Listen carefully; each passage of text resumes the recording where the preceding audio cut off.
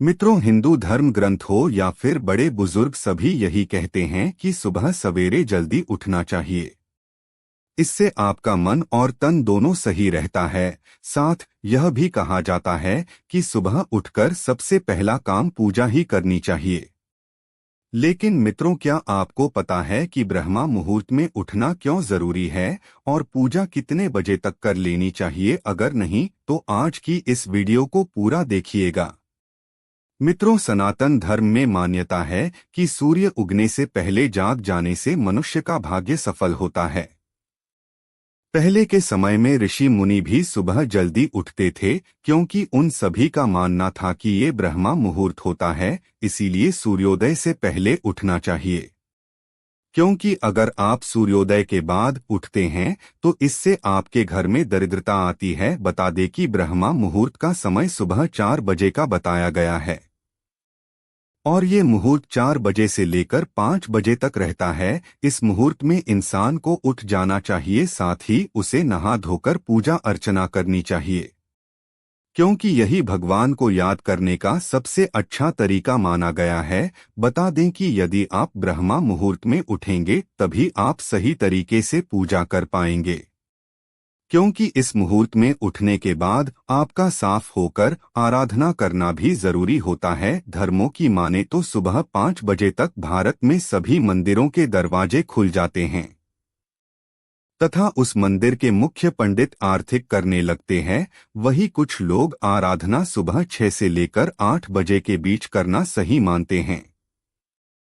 लेकिन आपको बता दें कि ईश्वर की पूजा सुबह 8 बजे के बाद भी की जा सकती है और पूजा करने का सही समय सुबह 10 बजे तक होता है। और मित्रों, इस समय के बाद परमात्मा की पूजा करना सही नहीं माना गया। वैसे में आपको पूजा करते समय इन बातों का भी खास ख्याल रखना चाहिए। पौराणिक धर्मशास्त्रों की माने तो खड़े होकर पूजा करना सही नहीं माना जाता और यदि आप ऐसे पूजा करते हैं तब आपको कोई फल नहीं मिलता।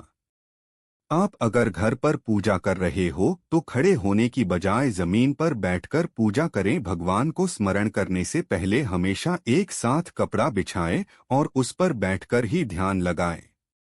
और तो और बिना सर ढके भी पूजा नहीं करनी चाहिए। करते समय आपको हमेशा अपने सर को दुपट्टे या फिर रुमाल से ढकना जरूरी है।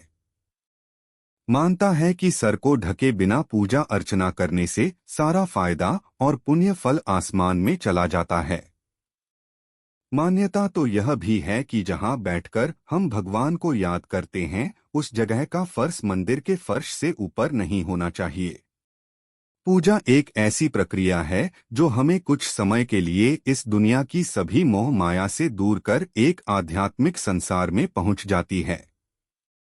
शांति, सद्भावना और पवित्रता को महसूस कर सकते हैं। ऐसे में पूजा अर्चना करते समय आपका चेहरा पूर्व दिशा की ओर होना चाहिए और आप अपनी दाहिने तरफ पूजा की सारी सामग्री जैसे फल, फूल, जल, पत्र और शंख रखने चाहिए। अब मित्रों, अगर आप इस तरह से पूजा करेंगे तो आपको फल की प्राप्ति जरूर होगी। साथ ही इस बात का खास ख्याल रखें कि पूजा में जो इंसान बैठा है उसके माथे पर चंदन का तिलक जरूर लगा हो। वहीं मित्रों, पूजा करने के कुछ खास नियम होते हैं जिनका पालन अगर ना किया जाए तो आपकी पूजा भगवान स्वीकार नहीं करते। इस बारे में हमें श्रीमद् भागवत गीता में भी पढ़ने को मिलता है, जिसमें लिखा है कि पूजा ऐसा करने से उस आदमी के सभी पुण्य अपने आप ही खत्म हो जाते हैं। इसीलिए सलाह दी जाती है कि प्रणाम हमेशा दोनों हाथ जोड़कर ही करना चाहिए। वही अगर आप अपनों से बड़ों को प्रणाम कर रहे हैं तो ये हमेशा लेटकर करना चाहिए और माता को हमेशा झुककर प्रणाम करना चाहिए। इतना ही नहीं, हमारे धर्मशास्त्रों में तो यह भी बताया है कि प्रणाम करते समय हमेशा अपने दाहिने हाथ को कपड़े या फिर गौमुखी से ढककर रखना चाहिए। इसके साथ ही जब खत्म हो जाए तो आसान से नीचे की भूमि को स्पर्श करके उसकी भी पूजा करनी चाहिए। आपके होंठ हिले आखिर जीवन ना हिले, इस तरह से जप करने के तरीके को कहा जाता है। और मित्रों, ऐसे जप करने के कई फायदे होते हैं।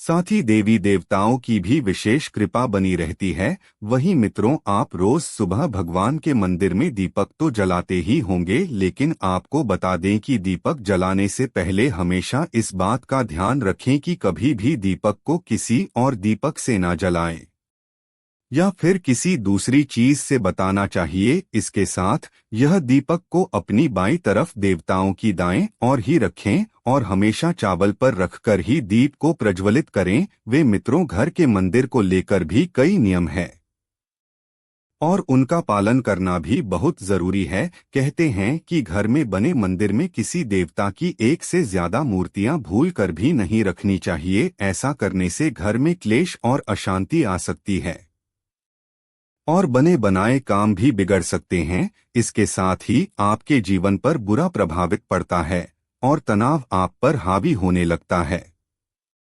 इसके साथ ही माना जाता है कि भगवान को फूल चढ़ाने से वो बहुत ही प्रसन्न होते हैं और अपने भक्तों पर कृपा बरसाते हैं। लेकिन मित्रों, आपको इस बात का विशेष ध्यान रखना है कि भगवान के मंदिर में कभी भी बासी या फिर सूखे फूले ना चढ़ाएं। फूलों के सूखते ही उन्हें पूजा स्थल से तुरंत हटा दें, क्योंकि ऐसा माना जाता है कि बासी फूले नकारात्मक को आकर्षित करते हैं। लेकिन वहीं जब बातें तुलसी के पत्तों की आती है तो उसके टूटे हुए पत्तों को 11 दिनों तक बासी नहीं माना जाता है। ऐसे में आप उसकी पत्तियों को जल्द से धोकर भगवान को अर्पित कर सकते हैं। धन्यवाद।